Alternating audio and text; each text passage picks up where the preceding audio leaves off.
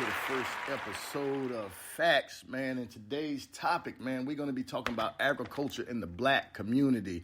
We want to know, like, how important it is to the black community and things like that. So to give a little backdrop, I'm going to give a little bit about myself, man. I'm Edel, and I started this podcast because I wanted to go deeper into the black community about issues that face them. And I have a guest here today that knows all about the agricultural side or the farming side. And today, I'm going to let him introduce himself. Today, we have my man. So introduce yourself, man. I'm not even going to give your name. You mention it. All right. Thanks for having me, Eric. Yes, sir. My name is James Davis. I'm from Halifax, North Carolina, but I currently reside here in Raleigh, North Carolina, where I work for the USDA Farm Service Agency. For those of you that all don't know, USDA stands for the United States Department of Agriculture. Okay. I've been in the agricultural field now for over 25 plus years. I've started, not only I graduated from an agricultural school, North Carolina A&T. From there, I left and went back home to the family farm where I was raised and worked in business with my dad for about 10 years. So I heard you mention farming, and by the way, that's a very impressive resume. 25 plus years, and then you are familiar with farming in the black community. So how was that growing up? Like farming, like how did that play a role? Was that the reason why you chose to go into that field? Yeah, somewhat, because my grandfather was a sharecropper. Oh. My grandfather only had a third grade education. My dad went to North Carolina A&T, but he didn't graduate because he had to go back home and help my grandfather. Okay. Farm. So that's my background and how that started. And I just took an interest up in it. As a little boy growing up, of course, you want this kind of when you got older, stray away from the hard work. Right. But I kind of realized how important it was to something that my grandfather worked hard for to maintain. To keep. So let me ask you this. I'm going to just say for me personally, I have never heard anyone in the black community say that they wanted to pursue a career in agriculture. So these are the lines where I'm taking it, and I know you understand. So like, do you think that it's important for the black community to understand farming and agriculture? And if so, why?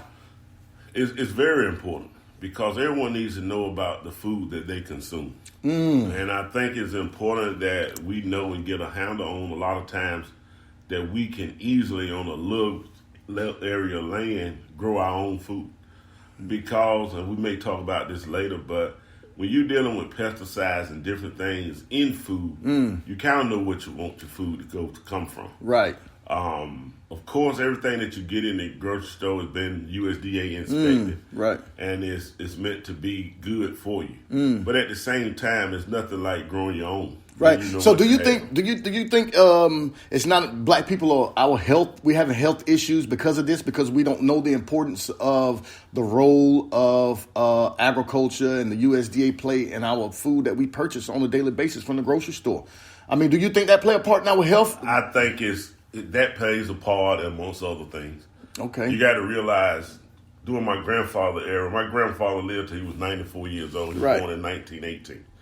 And one thing about it, growing up, we only ate what we raised. Seeing what happens at that instance, you got to understand that it's hard to raise food on a mass production scale without incorporating pesticides and things of that nature. Oh, wow, right. Because you got to understand, we're feeding millions and millions of people. You can't grow food a traditional way of just having chickens in the yard or hogs on the ground or cows on the ground to meet the large scale of people. Because you got to produce faster, right? And that's where these steroids and things like this. My thing is this, are some of those things harmful to like, I mean, because look, we always talk about like how we eat in our community, right? And we don't know should people in the black community purchase like more frozen foods or canned goods? Which is best for them to purchase? Well, actually, frozen foods are a lot better than canned foods. Okay. Understand, canned foods have a lot more preservatives and a lot more sodium. Okay. So if I buy a lot of vegetables personally that's frozen, instead of the canned. Okay. Less preservatives, less sodium. Okay. And that's what you want to kind of look at. And I'm not a health nut by any means. I still eat pork, beef, and all that stuff. Right. But I think anything we do, we have to learn how to do it in moderation. Okay. You know, we're not going to have, in my opinion, the same longevity that my grandfather had, because my grandfather worked from sun up to sundown. He was more active. Now here it is, I am a person basically that sit behind a desk every day that's making policies that the farmers use to administer these crops. So how important is that, the policy for farmers, right? Because I'm pretty sure sometimes farmers probably have problems, like as far as selling their products or making money off, being profitable off cropping and sharecropping. Like, how does that work? Do they have subsidies for these people? Or Yes. The agency that I work for, Farm Service Agency, we are a subsidy agency, and we also a loan agency. Oh, okay. Basically, what we got to understand is we live in a country that's full of subsidies. And Eric, I don't know if you never realized, even if you look at simple things, your car insurance that you have, right? Your car insurance is subsidized. Oh. If you really look at, most people really don't look at their whole insurance policy. Right. If you go back and look at your declaration page on your insurance policy, it shows how much the state is subsidized for you to have that policy. Man, that is big. And that's the same way with food, and that's why farmers are subsidized. If farmers wasn't subsidized, you wouldn't enjoy the luxury of going in the grocery store paying the prices that you pay for your food. Go ahead. So all farmers, do all farmers take subsidies? Because I don't know. I'm just asking because I don't know. A lot of times subsidies are made aware based upon the number of acreage. Of course, your larger farmers going to receive the larger subsidies. Most of your small farmers that grow on smaller acreage, fruits and vegetables, stuff like that, may not benefit from the subsidies.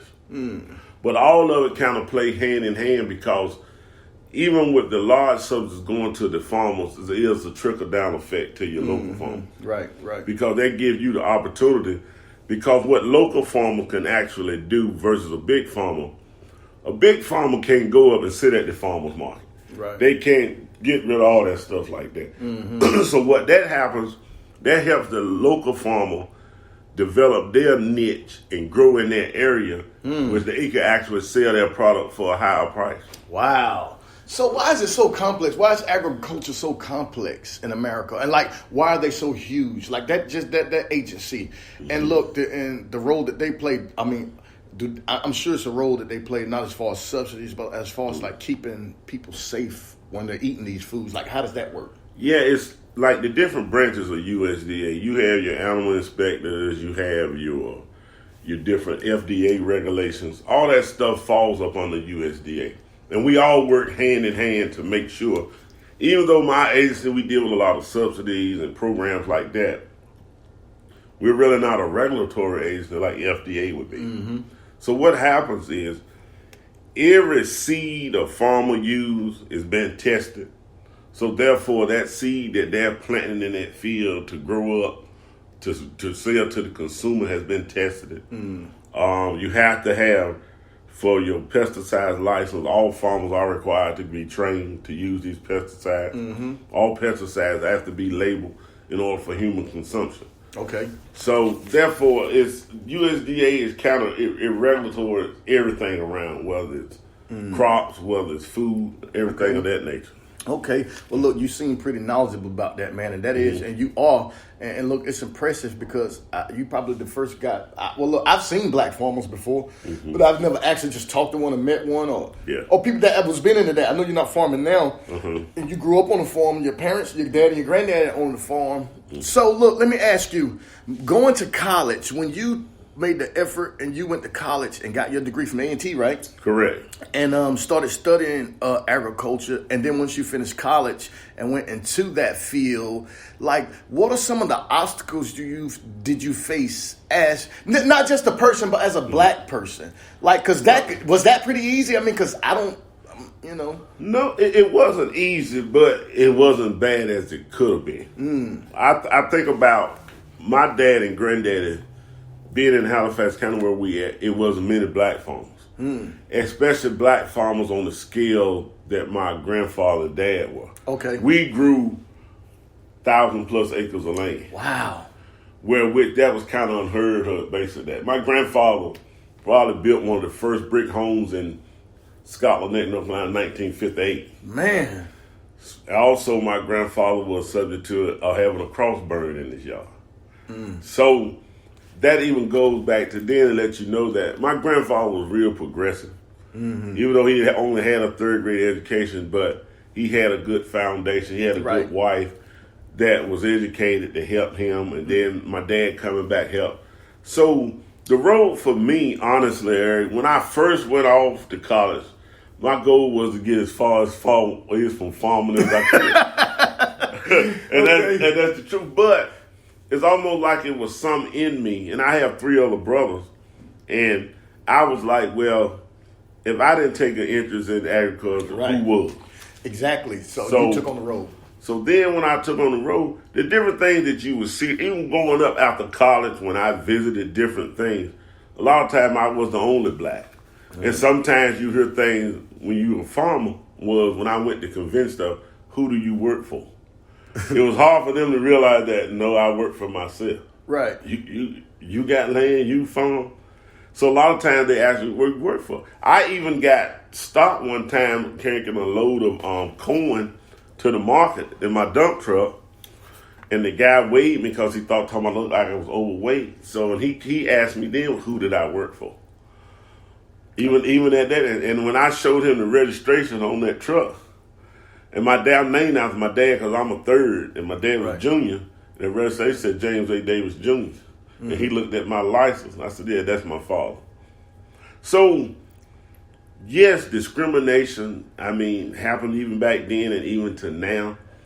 Even, I don't know if you're familiar, Eric, you may have heard the Black Farmers lawsuit that may have took place years ago. I haven't heard about that. Like, tell us about that. Because, look, this is interesting. And I'm sitting here and I'm interested, and I feel like I don't know if I'm being interviewed or interviewing right here at this time. But no, this is very interesting because, look, people are like, I don't even know about this lawsuit for black farmers or like what happened, whether it was discriminatory practices and all that. So, look, give us a little bit about that. And what happened years ago, before the agency that I work for now is called Farm Service Agency. Okay. Years ago, it used to be Farmers Home Administration. Right. Under Farmers Home Administration, you had the farming side, but then you also had the side that gave loans for homes. So it was a lot of discrimination on the Farmers Home Administration. What happened? A bunch of lawsuits where basically what it was, the lawsuit came about said that they were denying black people for loans that white farmers had in same similar situations. Right.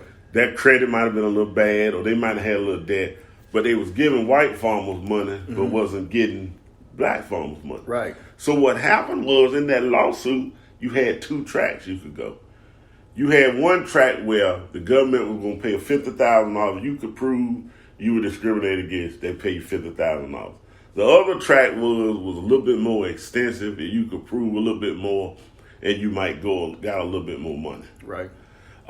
Basically what happened was, just a prime example, give you an example for my dad. In the 70s, when I was a little boy, I used to go into the loan officer with my dad, and my dad, they would always give my dad an excuse. In farming, you need to start preparing the soil February, March, and start putting your first seeds in the ground in April. With corn, starting with corn and stuff like that. They would never give my dad any money to farm with until mid-May or June. So what they were doing was, they were saying they were giving you money, but they were handicapping you because they know you can't put a seed in the ground in May or June and think it's going to make it, not for corn. Right. But what happened, my dad really had a bunch of nice people that really in Scotland that owned the feed and supply store that said, look, Mr. Davis, you go ahead on to get your seed. Right. Then you pay me when you get the money. Right. So basically that lawsuit happened. My dad and granddad both were discriminated. My granddad and dad both received $50,000 out of that lawsuit. Well, see, that's terrible and it's unfortunate. And these are the things that I want to talk about and uncover on this show, Facts. Because, look, black people are discriminated against in every way, and agriculture is a big one because guess what? When you have a farm and you have that much land, you're contributing to society. You have a stake in society, so to speak, right? Because most people don't have a stake because most people don't own a home. They don't own, land. That's right. So, and back in the days, that's what considered having stake was. Like, if you didn't own a home, you couldn't vote. That's right. This was when before black women could vote. Even back then, white people, some white people that was back in those days when it first started, you couldn't vote if you didn't own a home.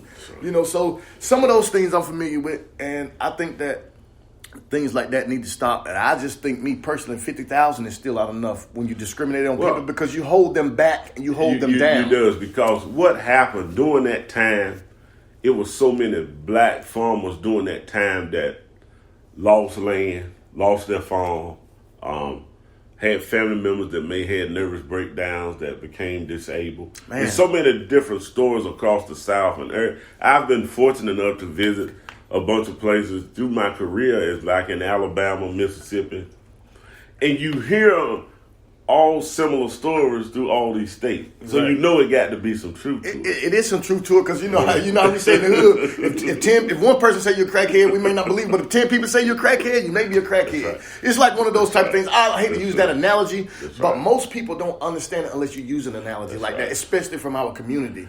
I think that things should be fair across the board. Like, let me ask now with farmers, is things a little fairer? They are. They are. And the reason I'm glad you asked that question, because I'm going to go full circle, going back with the agency that used to be called Farmers Home Administration.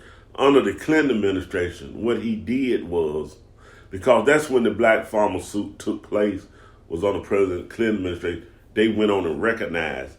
They started talking about this under the Reagan administration. Right. The discrimination. Right. But it only took place under the Clinton administration that anything got done. Yeah. So what Clinton did was, he took Farmers Home Administration, he turned the agricultural farming part into the Farm Service Agency, and then it's another agency now called USDA Rural Development Agency that deal with the housing part. Mm-hmm. So he did away with Farmers Home, and he created two new different agencies in the 90s. Okay. The reason why I says kind of full circle, here it is, the same agency that my dad was discriminated against, I now, for the state of North Carolina, hold like the number 3 position in the state for that agency as far as the doing number things. 3 position? Yes. Man, that is huge. And look, I got to congratulate you on that, man, because look, being a black person, it can't be easy to excel that high. You're the number 3 person in an agency, in corporate America. So, I mean, look, and I know you probably have to look over your paperwork like 3 or 4 times before you pass yours off and do it, because you want to be sure and check that you don't get anything wrong. But look, I congratulate you, man, and applaud you. Man, it's really good, because I've had a bunch of, and I like one thing I always like to tell a lot of black people when I talk a lot of different things. It's always key to build good relationships. Exactly. I don't care if it's black, white, whoever it is. Facts. Because I couldn't have made it in this position I have without the grace of God, my parents and grandparents, and the people around me that helped me. Right, because they awesome. Listen, and this is not a thing. I don't want this to be like one of those shows where like we bash like white people, things like that. Exactly. I just want to make sure that people know, like, I mean, look, you should know your rights for one, and for two, that's right. I want people to understand like how to excel. People in our community. Right, because when we hear stories like yours, and this is a great success story. Your family was farmers and sharecroppers and owned a bunch of land, and you came up, went to college. You know, parents having a 3rd grade education, because my dad had a 6th grade education himself. But to see that and to see you get to where you are now, man, it is really, really great. And your resume speaks for itself. It's been a blessing, Eric. I've met some good people along the way in my journey, black and white. Honestly, one of my mentors, he retired from the agency, black gentleman, been my biggest mentor since I got in. And he always said a motto to me that I looked into. He always told me, he said, never seek power, let power seek you. Which is a good statement. A lot of times in life, we want to try to walk before we can crawl. We can see things out there, oh, I want that. But you have to pay homage and pay your dues to be patient, and things will come to you. Right. And that's what has happened with me in the position that I am now. We have a crop insurance program, which we call the non-insured crop insurance program for the whole state of North Carolina. I administer that program for the whole state. So all county offices, That's my program that I'm responsible for, and I love that program. That's what's up, man. You're hitting programs and everything. You big time now. Look, you got an application for me? I mean, but yeah, man, that's great though, man. That's wonderful, man. I love this story. I love everything about you. I love how you eloquently explain to everyone about how agriculture works and the farming department and things like that, and why it's important that people should know, especially people in the black community, about these things. So I do have one other question for you. I don't know if I asked you, like, what about, does this type of stuff affect prices? Like what you guys do with the farming? Say if some of these farmers or these sharecroppers or whoever can't get this subsidies or whatever, I mean, does it affect prices? Does prices inflate, or do the prices, I mean, how does that work? What happened is, what the subsidies allow is for prices to be marginal and for people to be affordable. Okay. I don't know if you ever heard it. It's like people said they might have went on vacation to Jamaica somewhere and went in a McDonald's restaurant, and Big Mac might have cost $6 just for the burger and not for the whole meal. Wow. The reason for that is because things in other countries like that is not subsidized like it is here. Okay. Like even the milk, we have a dairy program that really we kind of help dairy producers that raise milk kind of subsidize their milk so they can make ends meet, but also help the consumer be able to afford it. Oh, okay. So you see, a lot of times, one of the most misconceptions that I like to say, you see a lot of farmers that got this land, they got a bunch of equipment and stuff, and a lot of people, they making a bunch of money. Really, being a farmer myself and knowing it, it's not that much. The bottom line from income is what you're making is very minimal. And without subsidies, a lot of farmers will go out of business. Wow, man, is because they won't be able to. I think that's important as well, man. People need to know about when it comes to that, like how inflation play a part without these subsidies. And look, everything that I've heard today on this first episode of Facts, man, I'm pleased because I didn't intend to get this much from you, and you went in and you explained in detail about a lot of these things, man. So look, I'm sure, man, your parents are proud of you. Your grandparents, man, everyone is proud of you. You're a very humble guy. I see you being at the top one day. I see you being the main man. I mean, look, I don't see no other, you know what I'm saying, That's right. route for you. I think that this is it for you, man. And I think that people can be educated by your story. I think we need to get another interview with you one day. Get more of the information, the story.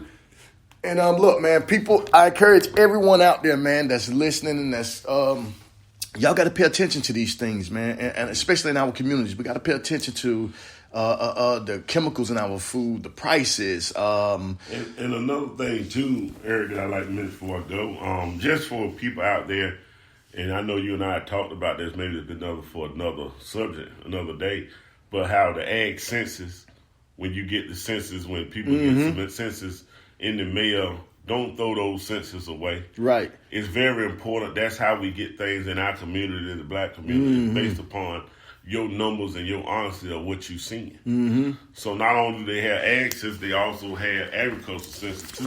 They do the same thing to help farmers get. So it's going to be key. A lot of things in the black community, a lot of times, and even Martin Luther King talked about it during his time, how we as a black people shied away from being participants of the census. And that's how we get left out a lot of things too. Right, and I have a story behind that because I think most black people are thinking that they're trying to be controlled because we always been controlled. So that's the first thing we're going to think about. But that's a topic for another day, and I do want to get with the guy from the Census Bureau and we can talk about it and discuss it because black people need to know that these things are important to us and in the furtherance and building up our communities and making sure that our communities are not underhandedly stolen from us.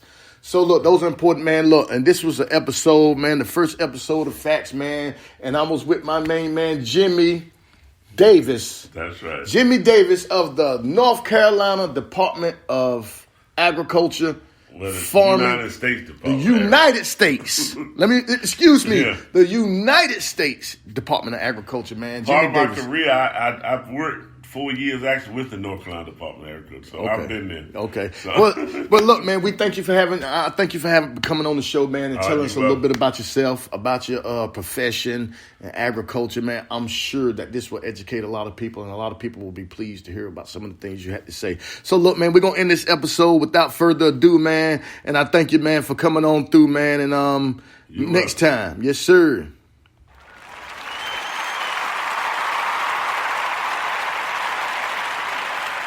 Facts, man. We out, man. And y'all enjoy yourself until next time, man.